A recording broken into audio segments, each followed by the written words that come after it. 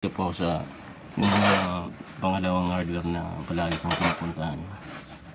Yung presyo niya ay hindi naglalayo dun sa presyo dun kay Bunagua. Nasa Divina Pastora lang po eh. Tapos yung kay Bunagua ay nasa San Vicente, medyo malayo. Kaya kung konti lang naman yung bibilin ko, dito na ako pumupunta.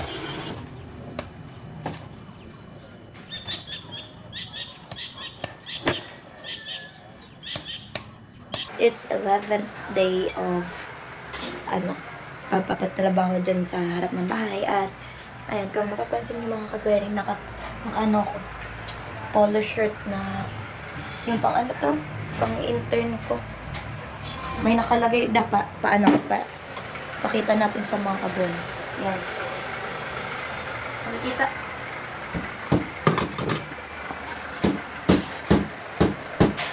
Student teacher for today's video. Am I really that much handle? Breaking these figures down like a camel. You don't really know you.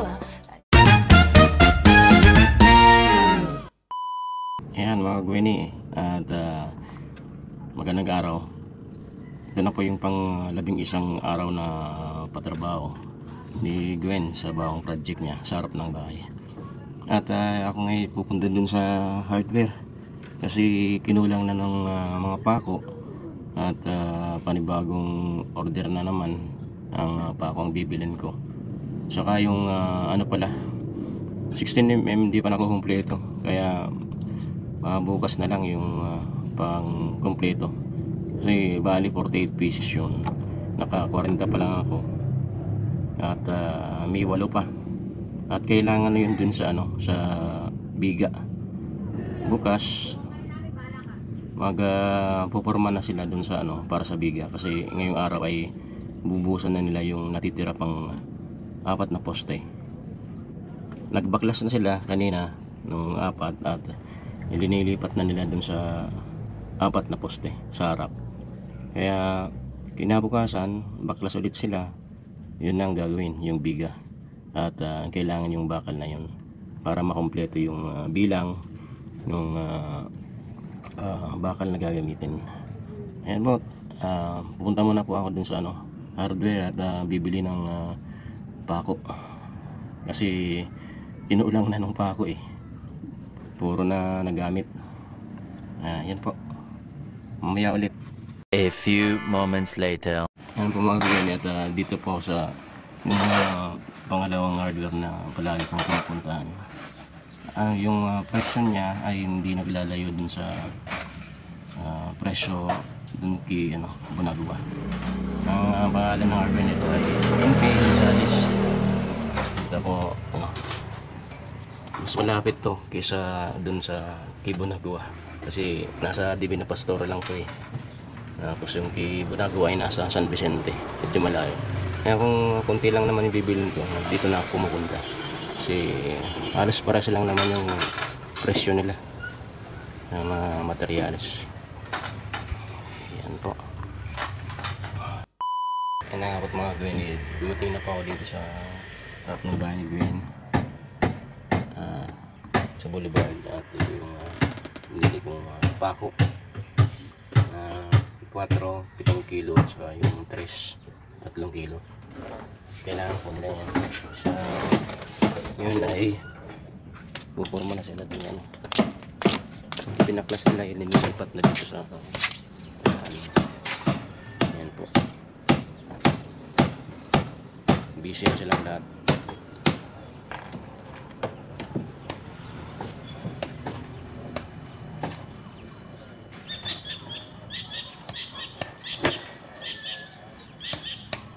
Kasi habang wala pa yung pakong pinapabili ay binubunot mo nila yung nakabaong pako para yun ang magamit nila.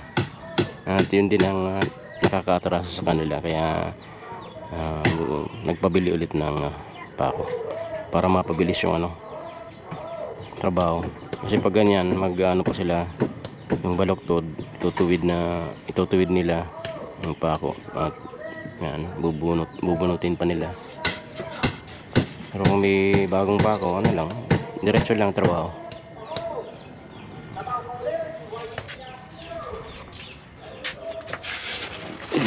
liter to. Up. 10 kilo.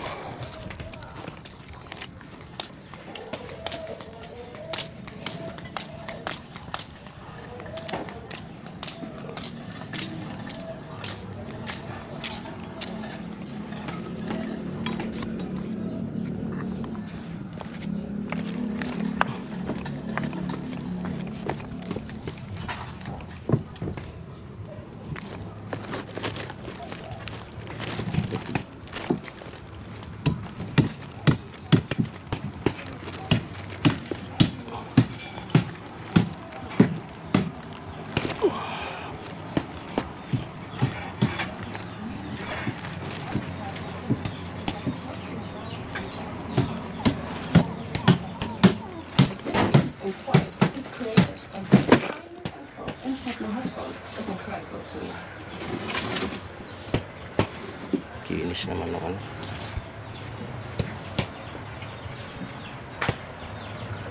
Active sa lahat ng mga social media accounts. So, Yan mga Gwenny, at kakatapos pa lang po nila Koy Carpenter. Kanina bumuhos ang malakas na ulan, kaya medyo naantada yung trabaho nila. At sa ngayon po ay uminit na naman, so sumikat na naman yung araw. Pero may mga kaulapan pang dalang ulan. Sana ay makakapagbuo sila mamaya. Nakaready na po yung 4 na poste, ubusan na lang. Ayan. Ito na yung finished product. Nabusan kahapon, tinanggalan kanina, at linipat naman dun sa harap, 4 na poste. At piniprepare na rin nila yung pampatibay kung sakaling mag-ano na sila, lalagay ng biga. Kaya maraming kahoy yung kinakailangan, kasi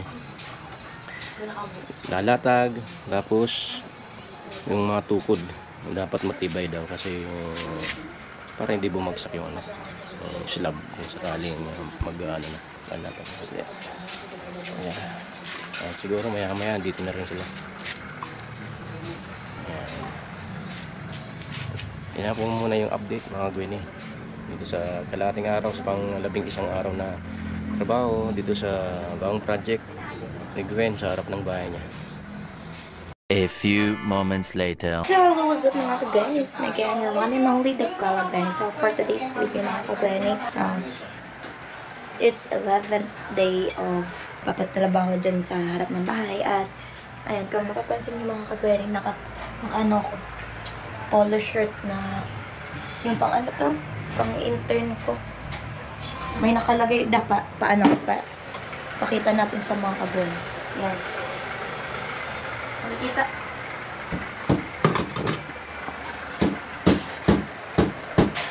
Student teacher for today's video. Charis, wala. Ginamit ko lang kasi sayang, tsaka maganda naman. At ayun, share ko lang mga kagani. So, sa ngayon mga kagani, napanood nyo na yung mga naunang vlog ni Dada sa ngayong araw. So, ngayon, mag-vlog din ako. At ba, alam ko na may miss nyo na ako. Charis. Ayun. Kakagising ko lang rin mga kagani. At ayun, kakain na tayo syempre. So, set up lang natin yung camera. So, meron na tayong kanin dito. At check natin yung ulam. So, ito yung ulam natin for today's video. So, sabi ni Dada, it's a fish na may kamatis. So, ang tawag dito ay sinasa.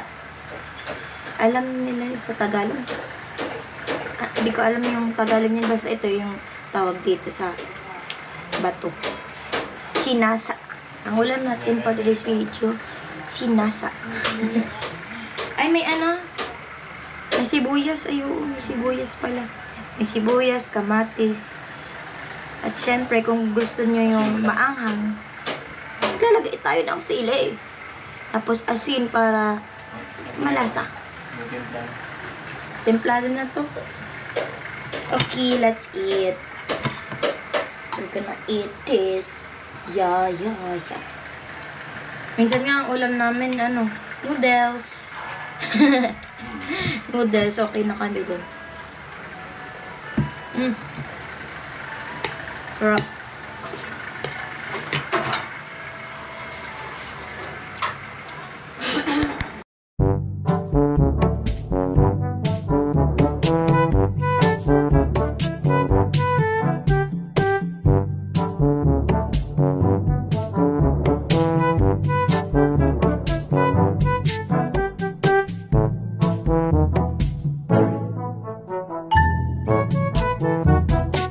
Yan po mga Gwenny at nagpiprepare na sila na para sa halo ng simento para dun sa 4 na poste sa harap. Buhos ng poste.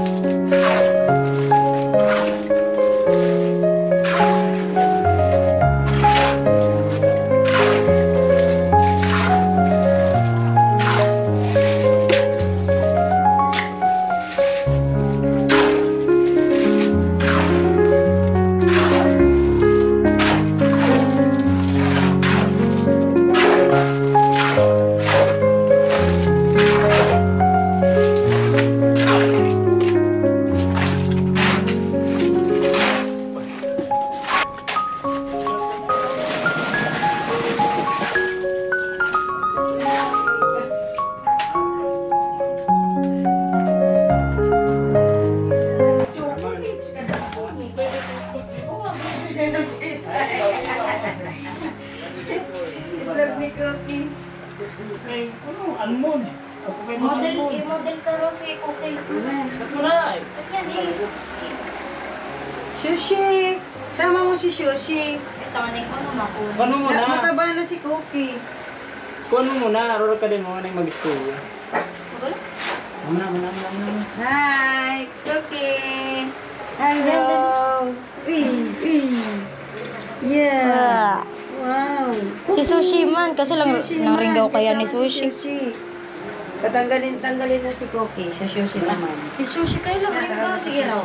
Teka, Sushi. Come here, Sushi. Ay, sa. Galing kaming Iriga mga ka-benefit pass. May mga dapat palitan doon sa motor. Pinaayos po namin. Ang arte naman! Pinaayos po namin kaya kanina. After kong kumain, diba? Nakita niya naman. Hindi na ako nakapag-update sa inyo. Kasi yun na nga. Naligo, nabiyahe, nagpunta Iriga, tapos pinaayos yung diba? Tapos kakarating lang namin. Tapos ayun, bumili din ako ng supplies. Supplies! May, pag nawalan kami ng ulam, may chocolates. Hindi, may ano, yun, mga corned beef, ganyan, mga dilata, tapos chocolates pang snacks. Sushi. Sushi! Doon ikaw, halika dito. Sama tayong dalawa. Wala Dali. yun, no? Tikin Sige, mo. sama. Ayan, wala ka. Tatay ka. Si... Doon, doon. Iyan naman sa araw. Si... Sushi. Wow, gutom na. Gutom. Lagay na sa cabinet. Nakapot mga gawin at tapos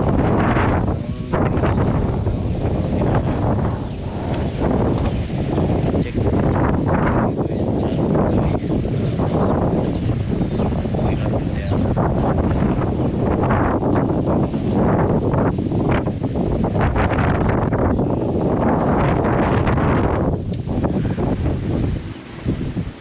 bukas ay tatanggalin, babakitsin na naman nila at simulan na yung biga. Ayan po, may paparating na unos lakas namin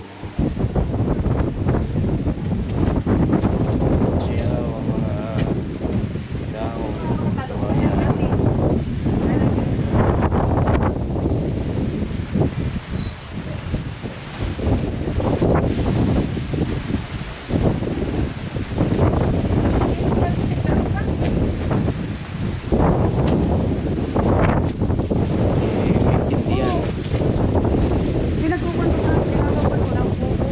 Maintindihan natin mga magtitinda mga ano, hindi kasi magsisimula pa lang itong unos eh. Tapos alas 5 na ng hapon, tapos darating pa lang itong unos, hindi namin alam kung madali lang to o tatagal pa. At yung nasa ating posted apat na may forma ay lahat po yan nilagyan na ng buhos simento. Puro na po yan may laman. At bukas ay babaklasin na po nila yan. At concentrate na po sila dito sa biga.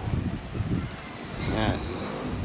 Biga yun ang sasalo. First floor. Yung slab.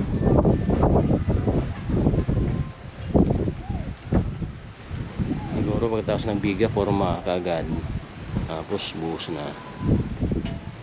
Alam ko lang kung anong nangyayari bukas. Kaya yan lang po mga Gwenny at abangan po sa mga susunod na mangyayari at nagkakamukha na talaga yung bagong project ni Gwen. Kakaroon na ng mukha, pero hindi mo natin nire-reveal kung ano talaga ito para iabangan yung mga viewers natin, yung mga viewers ni Gwenny, para syempre may ano, may thrill. Pumapatak na yung ulan.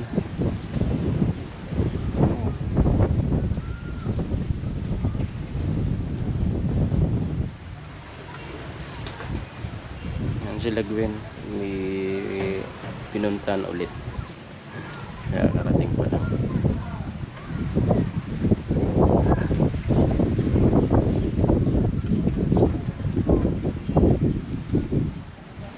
At dito po nagtatapos itong vlog na to, at abangan na lang po natin bukas sa ika-12 araw po ng paggawa dito sa bagong project ni Gwen sa harap ng bahay niya.